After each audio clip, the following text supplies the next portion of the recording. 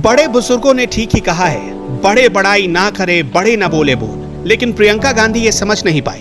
प्रियंका गांधी अपने पिछले लखनऊ दौरे में भावनाओं में इस कदर बह गई कि महिला वोट बैंक को लुभाने के चक्कर में फिसल गई और सीधा 40% टिकट महिलाओं को देने का ऐलान कर दिया।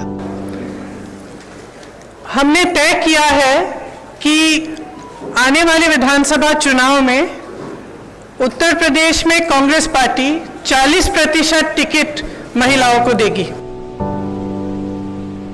लेकिन अब बेचारे कांग्रेस उनके बयान से फंस गई है। अब हालत ये हो गई है कि पार्टी महिला उम्मीदवारों को दिया लेकर ढूंढ रही है, कोई उम्मीदवार नहीं मिल रहा। 40% महिलाओं को चुनाव मैदान में उतारने के लिए प्रयागराज में पार्टी ने आवेदन मंगवाए। 10 अक्टूबर तक आवेदन की अंतिम तारीख थी। 10 अक्टूबर तक चुनावी मैदान में उतरने के लिए 78 उम्मीदवारों ने आवेदन किया। इनमें से सिर्फ 10 महिलाओं के आवेदन थे। झेप कर कांग्रेस को आवेदन की अंतिम तारीख 15 नवंबर तक बढ़ानी पड़ी।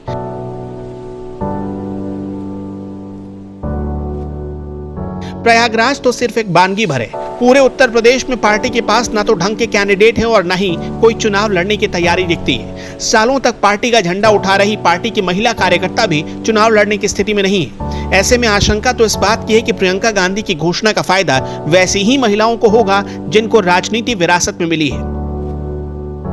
कांग्रेस की क्या हालत हो गई इसे और अच्छे से समझिए। बसपा छोड़कर कांग्रेस में आए नसीमुद्दीन सिद्दीकी आजकल मंच से वेद और उपनिषद पढ़ने की सलाह दे रहे हैं। आप क्या जानते हो? 4 वेद हैं, मैंने सारे वेद पढ़े हैं। श्रीमद् भागवत गीता पढ़ा है, वाल्मीकि रामायण पढ़ा है, रामचरितमानस जो गोस्वामी तुलसीदास जी ने लिखा है वो भी पढ़ा है, कुरान हदीस पढ़ा है। आगे चलिए, 4 वेद, ऋग्वेद, सामवेद, अथर्ववेद, यजुर्वेद। ये वही नसीमुद्दीन सिद्दीकी हैं जो कुछ सालों पहले तक मंत्री स्वाति सिंह और उनके पति दयाशंकर की मां, बेटी और बहन पर आपत्तिजनक टिप्पणी कर रहे थे। नसीमुद्दीन आजकल मंच से सांस्कारिक बातें करने लगे हैं। लोगों को कहते हैं कुरान भी पढ़िए, लेकिन वेद, गीता और उपनिषद भी जरूर पढ़िए। नसीमुद्दीन सिद्दीकी मायावती के पहले मुस्लिम विधायक थे। उन्हें मायावती के दौर में मिनी सीएम कहा जाता था। नसीमुद्दीन सिद्दीकी बुंदेलखंड के बांदा जिले में जन्मे। बड़े भाई जमीरुद्दीन सिद्दीकी बसपा संस्थापक काशीराम के बहुत करीबी थे। बड़े भाई ने 1991 में नसीमुद्दीन को बसपा का टिकट दिलवाया। नसीमुद्दीन चुनाव जीते और बांदा और बसपा के पहले मुस्लिम विधायक बन गए। मायावती 1995 में पहली बार सीएम बनी, तब नसीमुद्दीन को कैबिनेट मंत्री बनाया गया।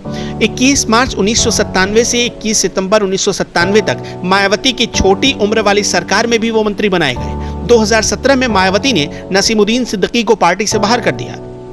2017 में ही नसीमुद्दीन सिद्दीकी कांग्रेस में आए। 2017 की हार का ठीकरा नसीमुद्दीन ने मायावती पर फोड़ा था। कुल मिलाकर कहें तो नई कांग्रेस बनने के चक्कर में कहीं कांग्रेस महासचिव प्रियंका गांधी पार्टी में दबी सच्चाई बाहर तो नहीं ला रही। अस्तित्व न्यूज के लिए निखिल बंसल की रिपोर्ट।